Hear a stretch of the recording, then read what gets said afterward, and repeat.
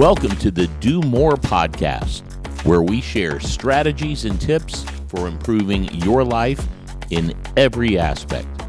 Here's your host, John Farling. All right, welcome back. Today I've got my buddy Geoff Gane.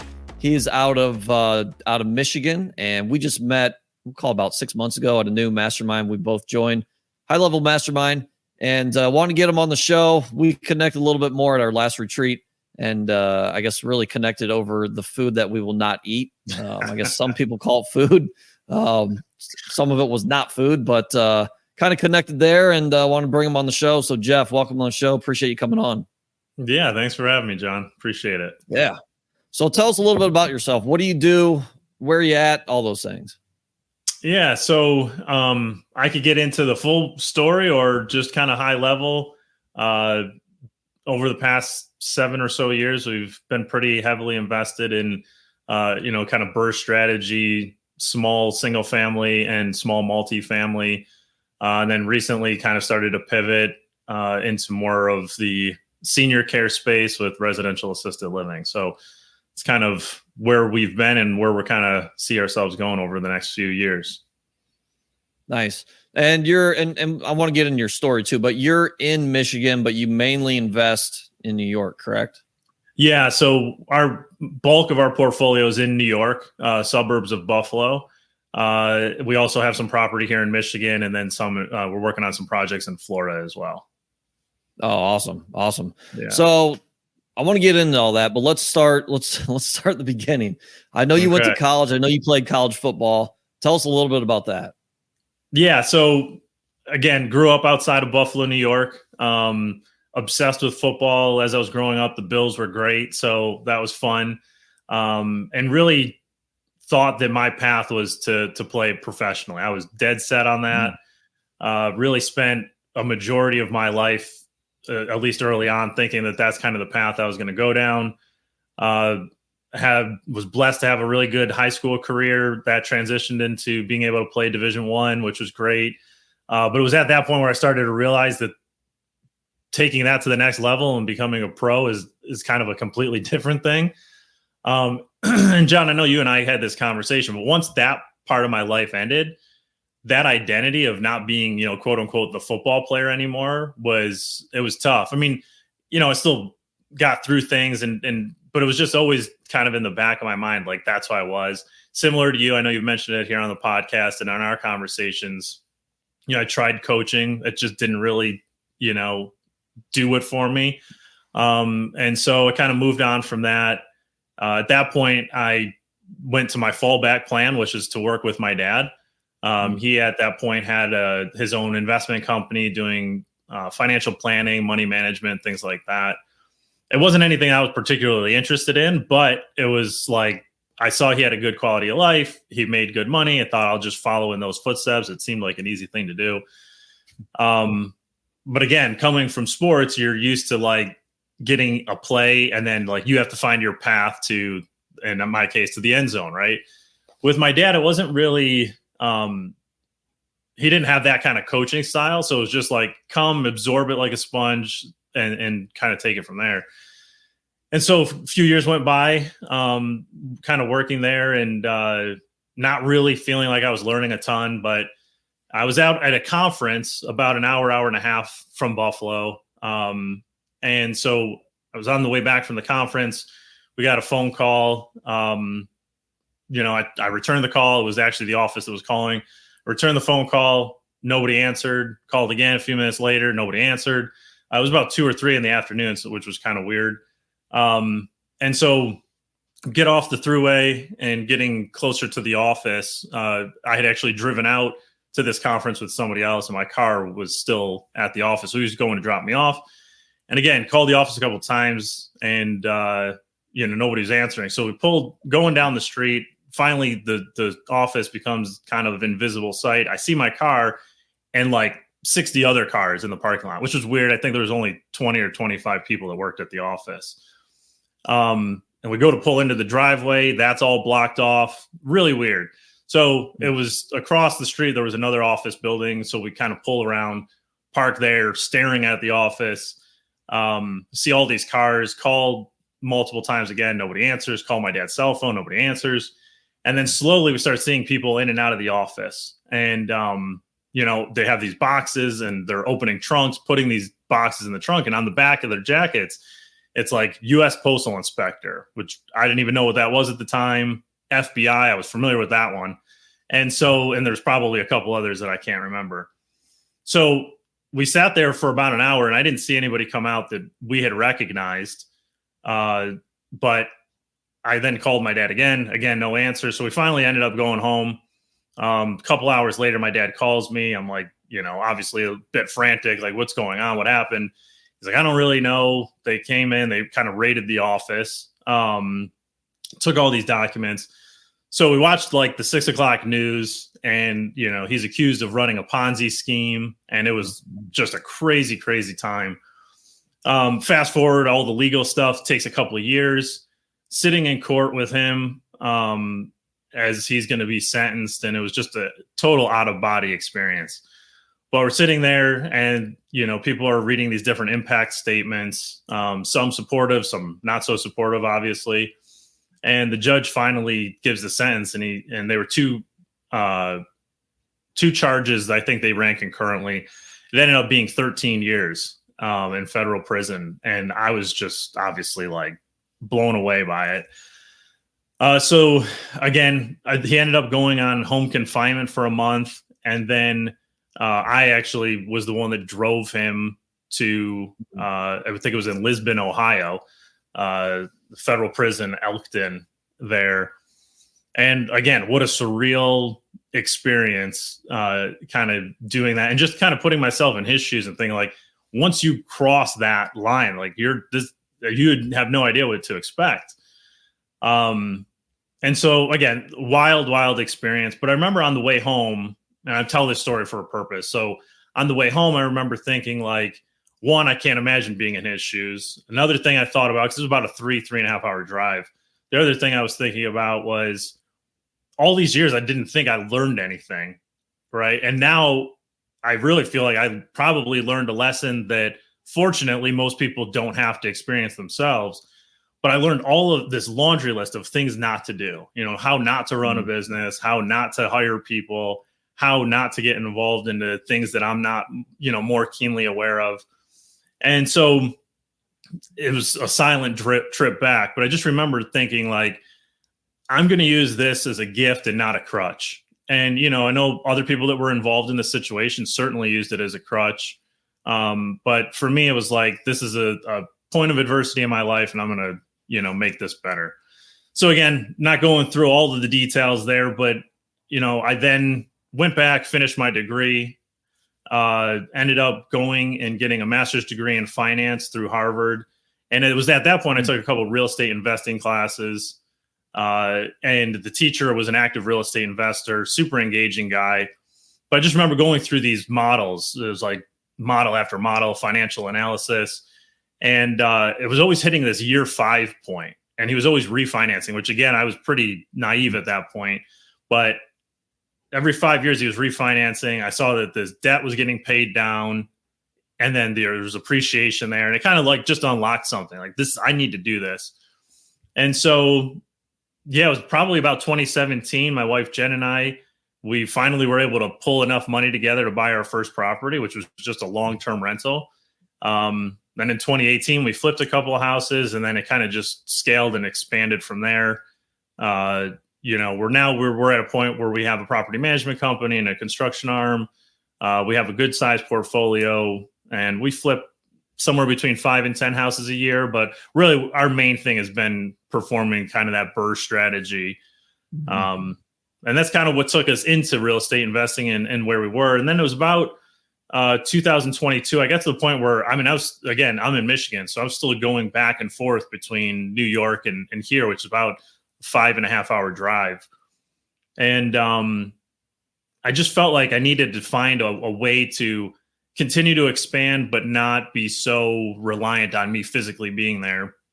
So in 2022, I kind of started to heavily invest time and money into this residential assisted living space, which allowed me to utilize my real estate background while operating this business within that.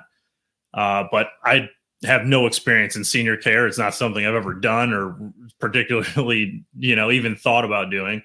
But I have this performance / life coach, shout out to Pete Wilson. He's phenomenal. Great person, super humble, but also really good at being able to challenge me and be able to pull things out and help me think about things in a more concise way.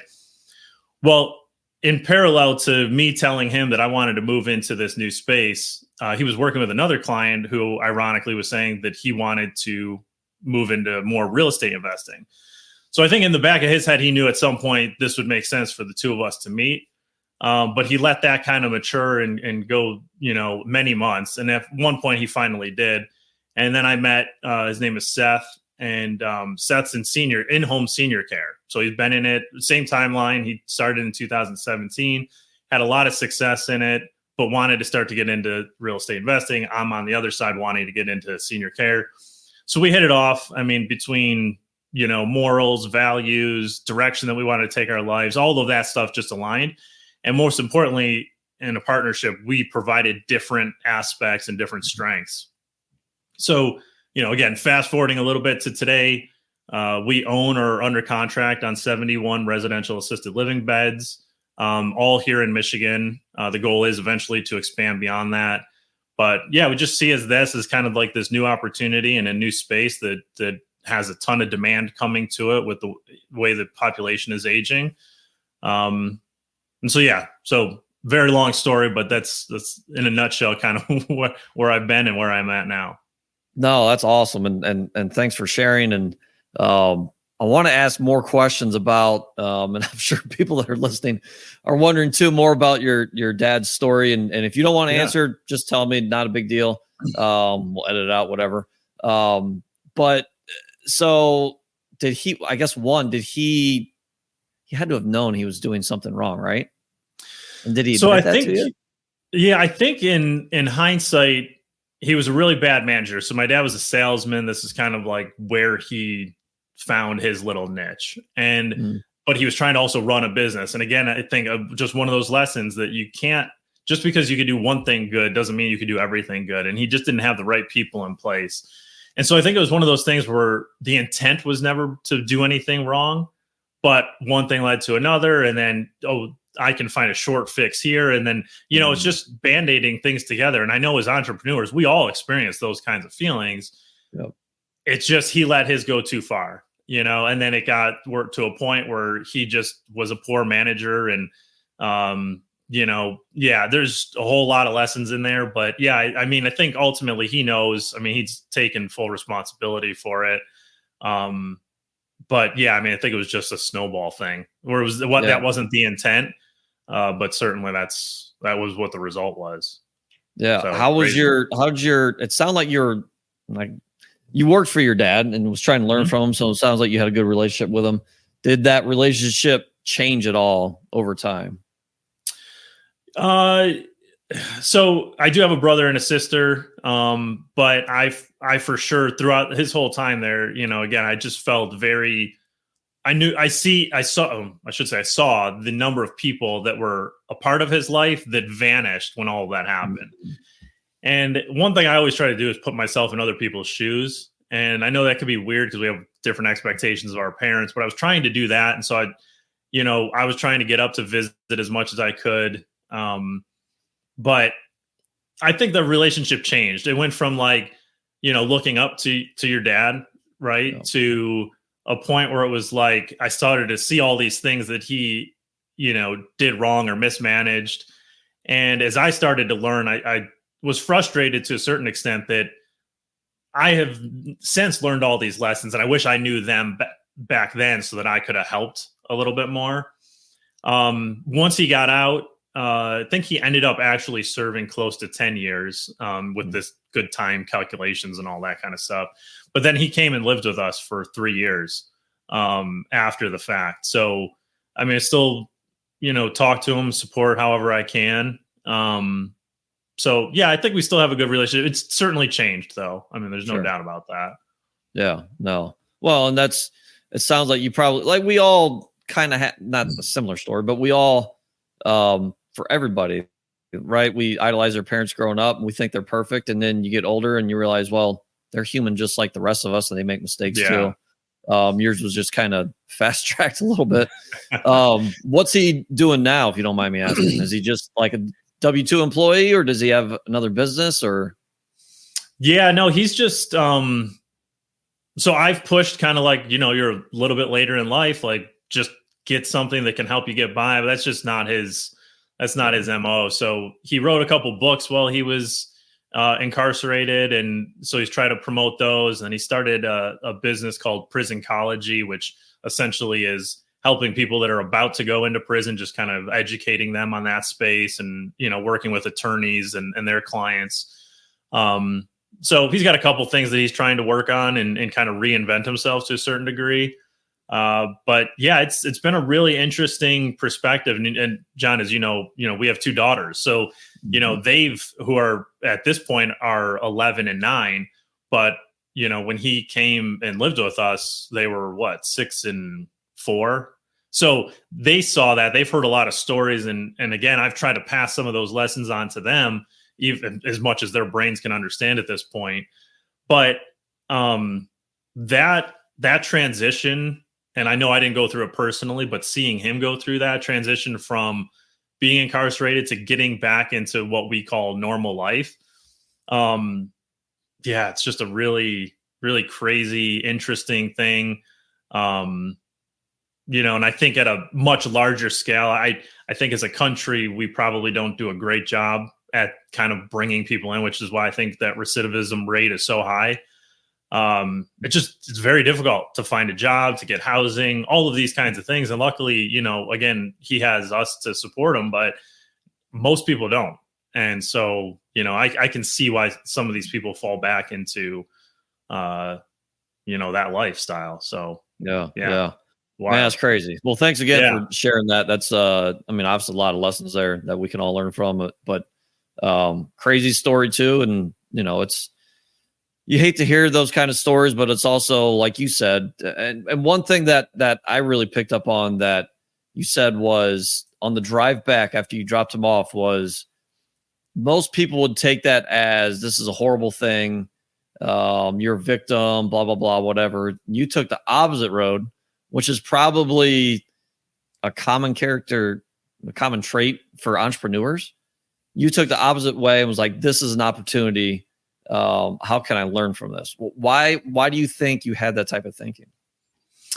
Yeah, I think some of it's just ingrained in who you are. I don't necessarily have a specific reason as to why I think that happened. I just know that I've always felt like God has a greater purpose for my life, right? So at first I thought that purpose was to play football, and I thought that there was a lot of good I could have done. I mean, my biggest goal outside of actually playing was to do some sort of like philanthropy, so I've always been big on trying to find ways to give back.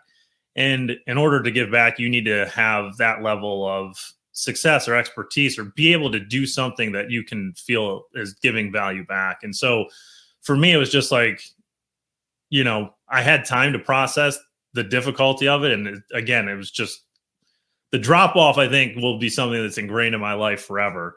But it was just that it was an opportunity. It was an opportunity to look at something in a different way. I think it's very common characteristic of entrepreneurs, but I also think it's of athletes too. And, I feel like we always have some form of adversity. Everybody has a story, right? It's just, and they're all relative to your own journey. So there's some people that'll hear my story and say, I can't imagine doing that. There's other people that'll hear it and be like, that's nothing. You should hear mine. And so I think the important thing is that it's all relative, right, to our own journey, but it's always about taking action. I mean, no matter what you do, is like you talk to people. I know you had, Michael on the podcast too. And his thing was, and he didn't even know it, right? He doesn't even see that in himself, but he's always just taking action. And, I think that's the most important piece, because you learn through taking those different steps, and that doesn't mean you're going to be successful every time. It just means that you're doing something and, you're failing that way forward. So, I think that was just on that drive back. It was just looking at the scenario and thinking, okay, this is really bad, but how could it be better? And so that was the thoughts that kind of came to my head on that journey back home. Yeah. No, that's awesome. That's awesome. I mean, we can all take something away from that. I do want to back up really quick before we kind of dive further into what you're doing now. Obviously, you said you're a high-level football player, D1 football player. It's funny, actually. I think it's the episode before this one, before yours. Had another D1 football player. He played at Fresno. His story was somewhat similar. I know he got looks in the NFL, like he went to training camp, but his switch completely turned off once he got there and realized, like, oh, okay, I can't hang with any of these guys here. He had some injuries that I think factored into that, but he was able to turn that switch off. It sounds like really quickly, like, okay, my football career is done. Now I got to go somewhere else. Yeah. When did you come to that realization, and how was that transition? It was a long one. I mean, I know they hold these like random combines that you can pay money to go to. I've always kept thinking like I could do that, and transition. So I played running back, but then in high school, I also was a punter and did well in that area. And I thought, well, maybe that I could take that avenue because you don't need to be as this or as that. And so it took a while. It was probably a couple of years. And again, it wasn't something that like I couldn't operate. It just was like always in the back of my mind, like, who am I if I'm not the football player? And so, and even now, I mean, for a long time, would watch a lot of football weekends, Saturdays, Sundays.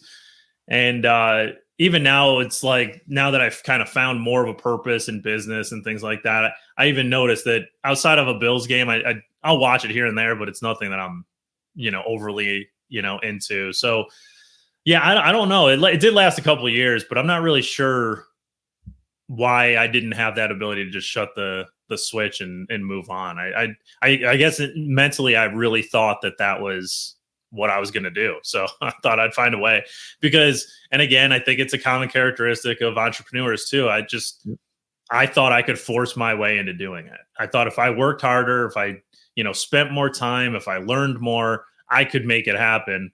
And that's one, as you age, you do not get any closer to that dream. So yeah. No, I think you made a good point.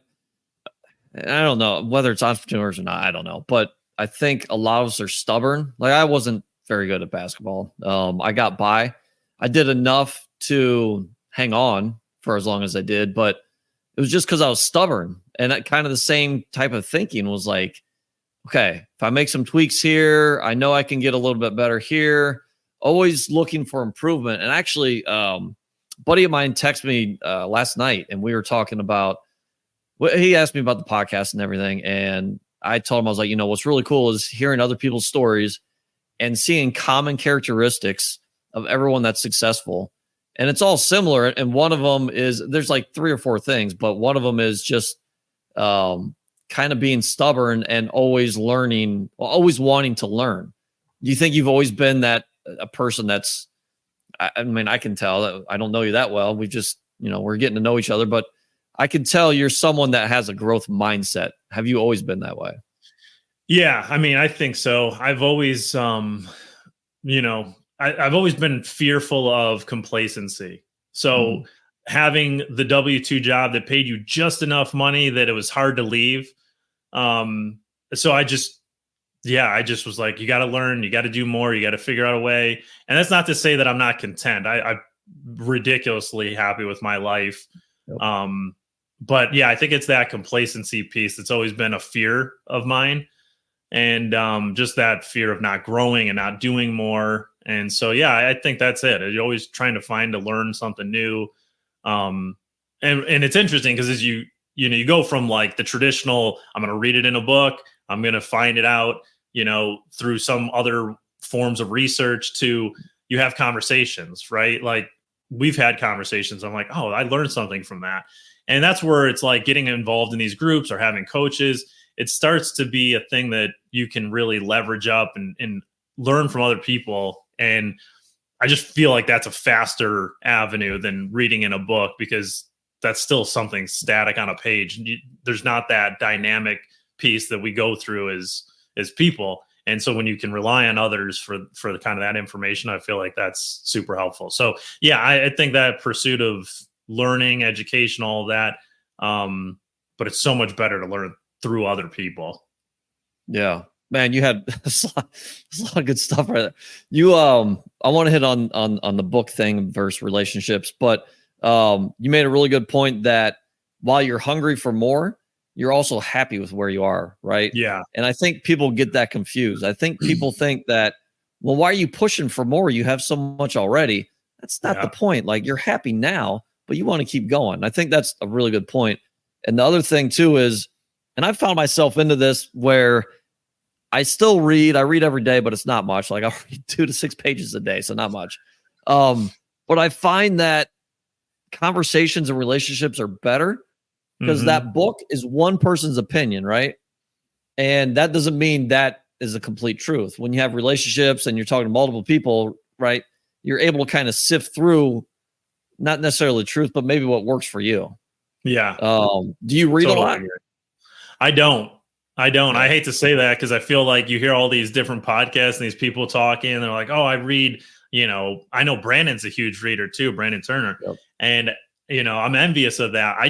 Sometimes I look at it, I'm like, I honestly don't know where I would find time to read. And it's never been something I really enjoyed. So I find that I don't, but I'll listen to a million podcasts and, or if somebody's willing to have a conversation and tell me about their story. But reading into a book, I try, but I'm really bad at it. Yeah. No, I'm with you. Well, it's, I don't know. Again, we don't have to get into that, but no, I'm with you. Like I said, I read 2 to 6 pages a day. That's better than me. Yeah. But I do think that's an important, point in terms of like the complacency versus contentment. Because I feel like I've had that asked to me countless times. Like, when is enough? When are you going to stop? And I think people tie it so closely to the financial aspect of it and not just like it's a passion, right? And so it's not necessarily about the amount of money that you're going to make. It almost has little to do with that after a certain point. It's more about what can I do? How can I challenge myself? You're always trying to find those little avenues.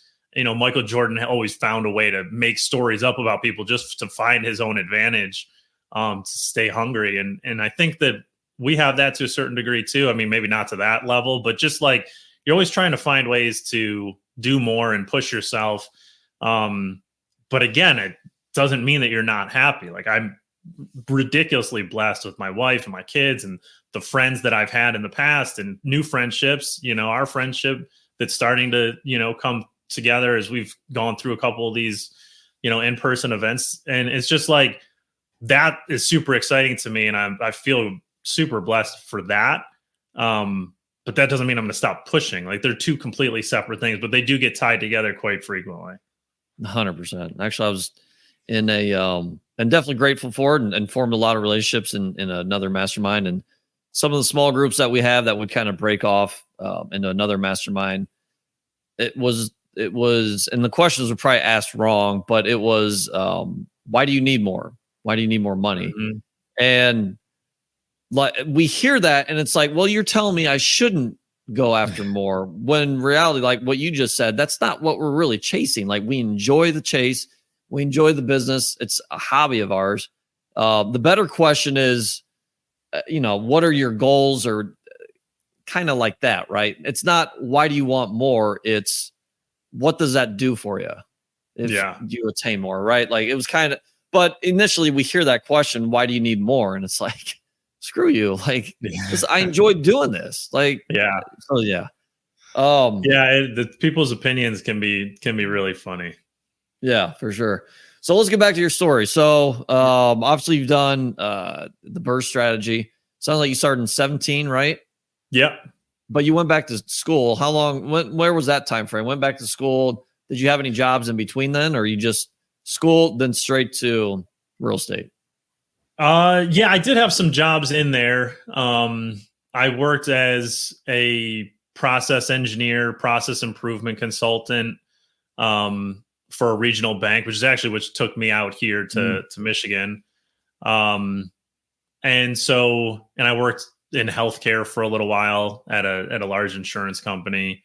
I just knew that when I was doing those things, it was like, and what I needed to find what the next thing was. So I've started a bunch of businesses, but really it was like, how do you find the next thing, that I can do on my own? I never thought I would stay, again, the complacency thing, staying in a cubicle, just working every day. And people love that, and that's good. But for me, I knew that that wasn't going to kind of be my path forward.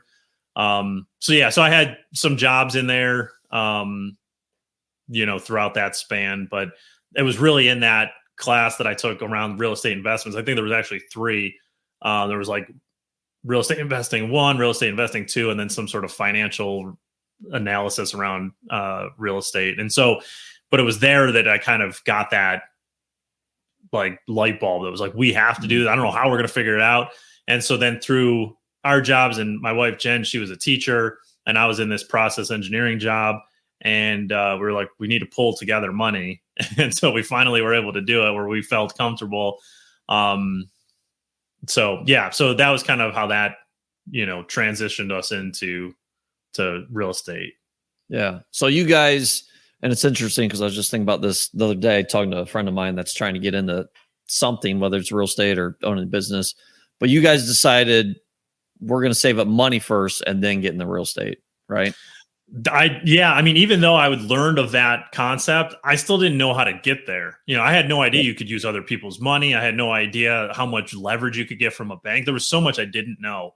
Yeah. So it seemed like the safest way. I'd reached out to a property management company. They had a property that they were looking to sell. They agreed that they would stay on to manage it. The tenant was in place for many years already. So it was a pretty easy entry. And it was dirt cheap. It was like $35,000 or something like that.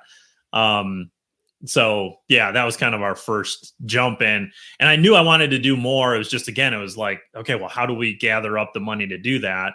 So that's where we flipped a couple of houses, in 2018. And then I started to learn more, and I'm sure it was a Bigger Pockets podcast that I listened to that said something about the BRRRR strategy. And then we did that. We did our first one, I think it was 2019. And then it was just continue and scale as fast as we possibly could. So, yeah. Did you do any of that work on the flips yourself? Oh, yeah. Yeah. I mean, a lot of our BRRRRs I did myself too. And then I got to a point like, okay, I felt confident. This is probably, again, to the stubbornness. It was like, I need to figure it out before I start asking other people to do it, because they could tell me whatever. And I would have to believe them because I didn't know. So, I did a lot of rehab on my own. I wouldn't even want to look at those first few to see how bad that probably was. But so I've done a lot of it, and and I miss it to a certain degree because it is fun to see something through to completion like that. Mm-hmm. But the time and the effort and all that kind of stuff, just not a good use of time. Yeah, for sure. So where did you start, I guess, kind of getting your systems in place, hiring people, treating it like a business? Yeah, so I'd say probably like end of 21, beginning of 22. I mean, it's been kind of recent, where I started to say and realize that I can't, if I want to continue to scale, I can't be the main driver to this. So actually, it's still a work in progress. I'm trying to put people in place. I do have somebody that's kind of taken over our flipping business, like boots on the ground, runs through everything. We kind of talk here and there, but he's really driving that. And I've seen the benefit that that's kind of had for us. And as we've moved into this assisted living aspect, we haven't really purchased a ton of rentals. So I've slowed down that a little bit to focus my time over there, but it's something I'd like to continue to build up. I just need to find the right pieces, to put into place. But I don't know that ever ends. And, again, as that previous role I had as process engineering, it was like, you're always trying to find the best way to do something, but then people get involved and you realize that, like, okay, this can look great on a piece of paper or in a process map, but you still need somebody that can actually execute on that. And a lot of people are just kind of looking for a paycheck, a steady paycheck, where I'm trying to find people that I can help grow and foster so that they can go off and do their own thing. They can get their own portfolio and kind of grow that way. So, I don't know that it's certainly not complete, and I'm not sure when it will be, but I'm going to keep plugging away at it. Yeah. So when you're saying complete, you're trying to get your, I guess we'll call it your single family or your BRRRR business. You're trying to get that automated while you can spend more time senior living. Is that kind of the goal? Yeah, because I mean, by default, I just ended up slowing that piece down as opposed to, and now, and I'm sure you see this too, as you get into this for a certain period of time, the deal flow, you don't really have to go out and find deals. They come to you because people know that you're doing it. So we have good deal flow, and we've kind of started to transfer some of those into flip properties where in the past I would have kept those as rentals. But I just feel like we're probably at this point better off slowing the rental side down, pushing more into flips because I have the people in place to do that effectively as I kind of focus my time on the senior living piece. Yeah. So, but I ideally I would like to expand that. Yeah, that makes sense. So you said you have a property management company too, right? We do. Do they just or manage your properties, or they manage others too? So we sent it out initially just to manage our own portfolio. Again, through word of mouth, talked to a couple other investors. They were looking, property management's a tough business. First is low margin. Second, nobody says that they like their property manager. So it's just like it's always an uphill battle. We do manage some other people's properties. I think we were at right around 100 total doors that we were managing. But that's something we've continued to have conversations. Should we start to move away from that? I'm just trying to find ways to effectively manage time. And so that's the biggest piece right now is how much time are these different things taking, and how can I either find somebody else to do it, or is it something we should just pull back on? How are you finding those people that you can rely on, especially being 6 hours away? Yeah, well, and for me, it's even with our property is in Florida, like I still feel like FaceTime matters, so it's like I still go to Buffalo quite frequently. It's less than I was before, but I'm still going there just so that people can see me, they understand. And so it was really just through networking of people, finding people that were good at that specific thing and then bringing them on is really the way that I'm doing it. And then just trying to keep up with like weekly phone calls, just touch points, make sure everything's going good. Obviously I'm pretty tuned into like our back end with our property management software. So I kind of see everything that's going on, but just trying to find the right people to put in place. And really it's been mainly through word of mouth and other people that have reached out. Had a call from a college student that's looking to get into real estate investing 2 weeks ago, I think. So the next time I'm in town, I'd like to meet with him because he seems eager. He sounds like he has the right mentality. So being able to give back to somebody and just kind of pass on some of the things that I've learned, I think could be beneficial. So, and then finding where can I place somebody like that he can help us and we can also help him. So it just feels like it's never ending, but yeah, that's cool. Yeah. So tell us a little bit about senior living, because I have not had someone on that's talked about that. Obviously, an easy reason is because the population's aging, right? To get in that space. What other reasons kind of drove you to, okay, let's start looking at this asset? Yeah. I mean, so as you said, the population, I think there's 10,000 people turning 65 every day from now until 2030, I think. And in 2022, that 65 and plus population was like 50 million. 2030 is supposed to be 78 million. And then I think it's by 2060, it's supposed to get up to 100 million. And over the next couple of years, we're actually going to hit a point for the first time in history where that 65 plus population is actually higher than the 19 and under population. So there's certainly clear demand there. And that's kind of a space that needs to, from a business standpoint, needs to be addressed. Of that population, 7 out of 10 require some form of long-term care over their lifetime. So there's a really large population. They're already 1 million, I think 1.3 million beds short. And so, all the statistics say that this is a great avenue to go down. But for me, the reason I kind of fell into it was I'm again trying to pull myself out of being so involved in that day to day of our real estate investment portfolio. So I was looking at different businesses, but I didn't want to go too far away from the area of expertise that I've had. And so I started to hear some people talk about it. I looked a little bit further into it, and it also checked the other box, which was I wanted to have something that could provide a benefit to the community. I wanted to do something that was, again, not just financially driven, but something that had kind of a way to give back to a certain degree.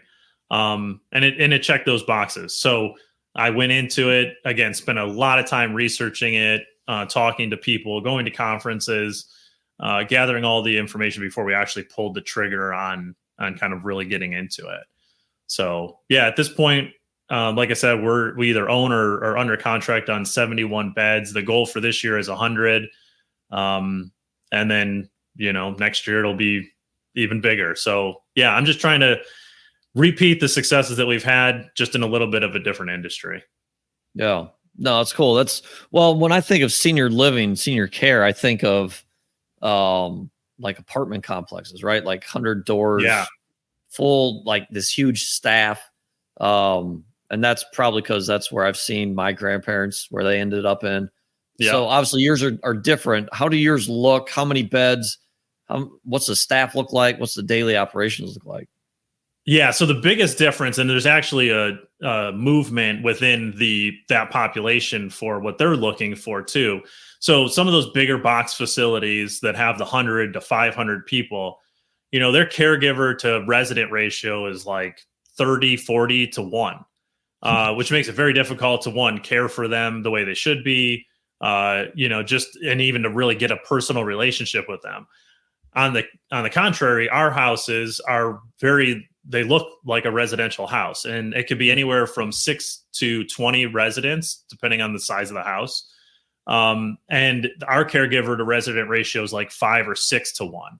So they know these residents very well. They form a relationship with them. Their care it's not even comparable how much different the level of care is. And it just allows us to provide more services that are tailored to that specific house and those specific residents, where the bigger box facilities are great. They look great. When they're first open, they have every amenity you could possibly think of. They're just not things that are necessarily going to be used. They're more like ways to get you in the door. So you see a lot of people actually leaving those big box facilities and moving over to, more of this residential style. And so all of our homes currently are and will always be private pay. So they do not use, Medicare and Medicaid. And those rates can vary so they're priced per bed or per resident. And ours are, I think, right around anywhere from $6,500 going up to $9,000 a month per bed. It's very comparable to the bigger box facilities. Some of those are a little bit higher. And then on the lower side, they do have ones that are more Medicare, Medicaid, and those might be in the $3,000 to $4,000 range. So actually, if anybody's looking to figure out what those rates are in their area, Genworth, which is a long-term care insurance company. So I think it's genworth.com/cost of care. You can go there, you can type in your zip code, and it'll tell you the different levels of what it costs for a nursing home, an assisted living, in-home care. And what's really cool about that tool is that you can toggle all the way out to like 2060. So you can see how that scales. And so for our area right now in Michigan, I think the average rate is $6,100 a month for assisted living. And that actually gets pulled down a little bit because that actually encompasses the Medicare and Medicaid rates. So that's why we're seeing somewhere between the $6,500 and up to $9,000 a month. And we're really providing a luxury kind of product too. So, sometimes we might have private chefs. We bring in or have hair salons. We bring in a team of different doctors to try to make sure that the residents don't have to leave the house, frequently. So we try to bring everything to them. And it's been really cool. I've learned an absolute ton on that whole space because it was not something that I was aware of. But again, this is one of those scenarios where partnering with somebody was so critical because he brings so much of that piece. And other people that we've talked to, their biggest issue is staffing. We have that at our disposal. He has 300, I think right now he has 300 caregivers on staff, different through his in-home care that we can call on if we ever ran into an emergency. And they just have that model for staffing and knowing how to qualify people. We pay our caregivers at the top of the market, just to, again, ensure that we're providing the highest quality of care. So yeah, it's been super interesting and super fun. I could talk about it literally all day long. But yeah, it's been a fun transition in kind of a new business venture. Yeah. And it kind of blows my mind a little bit. So basically you're buying houses that have obviously more than 5 or 6 bedrooms, right? It's not like you're finding a special house and then you're bringing up to code ADA compliant, right? Obviously you want a ranch style house. That's easiest. We do have one that is upper and lower. It was an existing business that we purchased that has a chair lift, but we really look for ranch style. We've also looked at doing these ground up. But yeah, I mean, the traditional one is normally 6-bed ranch style house. Here in Michigan, anything 7 residents and higher, you need to have fire suppression and some additional features there. And so there's definitely a barrier to entry. I've talked to a lot of people and it sounds easy, but going through the licensing, getting the house ready, like you said, ADA compliant, making sure if you do have 7 residents that it's, you have the fire suppression. There's a lot of steps, but once you get the license, as long as you're doing things the way that the state requires, you're pretty good to go. I think they come in every 2 years to do a reinspection. And so the process is pretty laid back after that initial licensing. Yeah. So, but we've moved into purchasing existing businesses versus building right now, just because, again, you're day one, you have cash flow. So, yeah, that makes sense. I got a bunch of questions. I won't get to all of them because we're kind of running up on time here. But yeah, it sounds like your caregivers they're traveling to site to site, right? And you're probably spread out somewhat. So it's not like they're at one building. Is that correct? So they're traveling to house.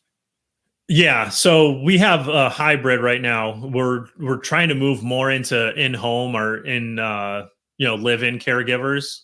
So they would be on site all the time and have a couple of those. And then we would also have like floating shifts that could come in and out to help as needed. But yeah, the way it is right now is just you have a team of caregivers and they show up for their shifts at the different house. And some of them are very close together. Others are very far apart. So, there's a little bit of, figuring out which ones make the most sense and which ones people can go between multiple locations and which ones it just makes sense to have them at only one. So again, staffing is not my background. So that's, Seth takes that on, but that's kind of generally how that works. But I do think the live-in caregiver is certainly a huge advantage that we've kind of been exploring a little bit further with different labor attorneys and the state to see how we could implement that. Some houses already do utilize that. But again, I think there's a way we could do that better. Yeah, man, that's cool. What's the average expense ratio for senior living for what you're doing? Yeah. So, I mean, kind of the rough math is you can kind of take whatever your revenue is going to be. So however many beds you have multiplied by your average resident monthly rate.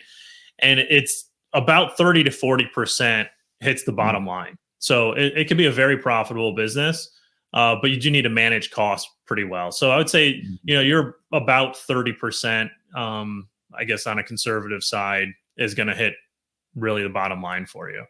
Obviously things factor into that based on your, debt costs and things like that. And what you're paying your caregivers, what kind of quality of food you're serving. There's a lot of different factors in there, but I think pretty much across the board, you're in that 30% that's hitting the bottom line. Yeah. That's cool. That's really cool. Yeah. I've got a ton more questions, but maybe we do a part 2 because we are running up on time. I don't think many people listen past like 50 minutes anyways. They turn off the show. But no, this is really good stuff. Now I have a new shiny object that I can chase and look at.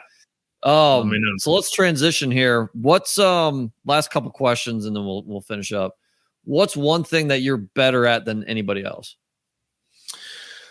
I feel like I've gone long on every answer, but I'm going to just really quick. So many years ago, kind of when we were going through that whole period of time with my dad's situation, we were in church and this pastor was talking about measurements of time. And so there was, I think it's based in Greek, mythology a little bit, but there's chronos time, which is like a clock, calendar, chronological.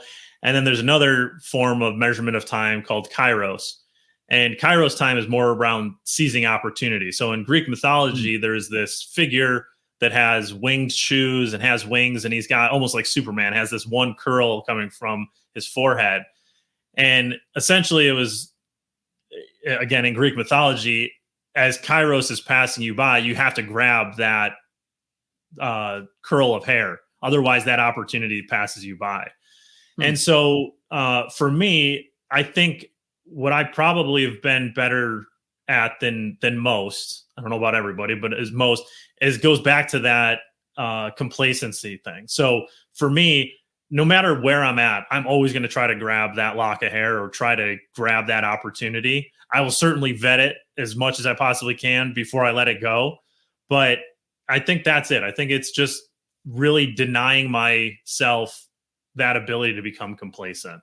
And so, but that's always kind of an analogy that I use. And this was years and years ago that I heard that, but that's always been something that's kind of stuck with me. Is it's so true. You have to grab opportunity because you don't know when it's going to come again.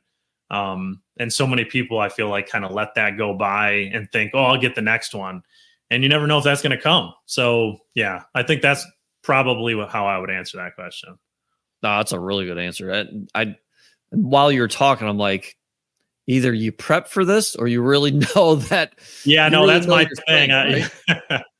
Like kind of a joke, but you know your strength, right? And I would say majority of people out there do not know what they're really good at, right? They probably can tell you what they're not good at, but a lot of people can't tell you what they're really good at. So to me, that's a strength. And you answered it like that. And there's no, let me think about this. So that's cool. Yeah. What's next for you? Well, I'm definitely going to see this thing through on the senior living side and see where that kind of takes us. I really feel like the way that market is right now, there's a void for somebody to come in and take it at more of like a corporate approach. A lot of these right now are kind of more mom and pop and, might be a retired nurse that lives in the house with the seniors. But I really feel like there's some avenues here and some strings that we can, pull to create an amazing environment for these people. And it's again, another way to give back. So for me, that's my biggest thing. I'm also, really trying to figure out ways to educate and to teach my kids the business that we're in, and just to show them that there's a different life than a lot of us were brought up to think that we had to go down this one path. And, it's just the way schools are and going to college and then getting a job. And those are all great things if that's what you want to do. But I'm hopeful that, as we go through life, that we're able to give them that opportunity that they can actually choose if that's the path they want to go on, or if they want to try to start something from scratch, just to know that there's options. I think a lot of us know that, but we don't learn it until we're much later in life. And then you become complacent because you have a life, you have your kids, you have a job, you have a house, you have to keep up with all of these things. And so for me, it's just trying to figure out ways that I can, at an 11 and 9-year-old level, educate them and kind of help coach them. So yeah, I think that's probably it right now. Well, if you can figure that out, let me know. Because I think there's a space in that alone. I actually tried to find some financing books for kids, right? My kids are 6 and almost 10. But like it's so hard to keep them engaged in something that they don't have to create right now. They don't have to create money. They don't have to make money. So it's not on their horizon, at least for my kids. So if you figure that out, let me know. And it's probably I'm drawing a blank right now, but I actually, in Brandon's Better Life podcast, he had somebody on recently, and the way he had it set up was really cool. Like, you give your kids like these little gigs that they can do, and it earns them money. And it was really cool. And it sounded like they were expanding quite a bit. So I need to look back into that, because that may be my answer as well. But that was a good one. That's cool. So we'll let's wrap up here. What you want to help people if people have questions, senior living, which I know I have a bunch, and again, we may do a part 2 here. But where can people find you? I am so bad at social media. It's like, if you want to help, you got to put yourself out there. I know. Well, I definitely need help with that. My wife did start an Instagram page a while back. I don't know how active she's been on it, just called Real Estate Gains, but with our last name, Gane. And so probably there, obviously anybody could email me at any point if they have questions. Just my first name, Geoffrey, at oakbrookseniorliving.com. And then, Facebook, LinkedIn, those old ones that are probably really outdated. But yeah, definitely something I need to get better at. But happy to talk and communicate with anybody, answer any questions at any point in time. Awesome, man. Well, again, appreciate you coming on. This is an awesome show. I still have a ton of questions I've written down here. We just ran out of time. But again, appreciate you coming on. And we'll see you guys next time. Thanks for following, subscribing, and listening to this episode of the Do More podcast, hosted by John Farling. To learn more or ask questions, go to l4investing.com.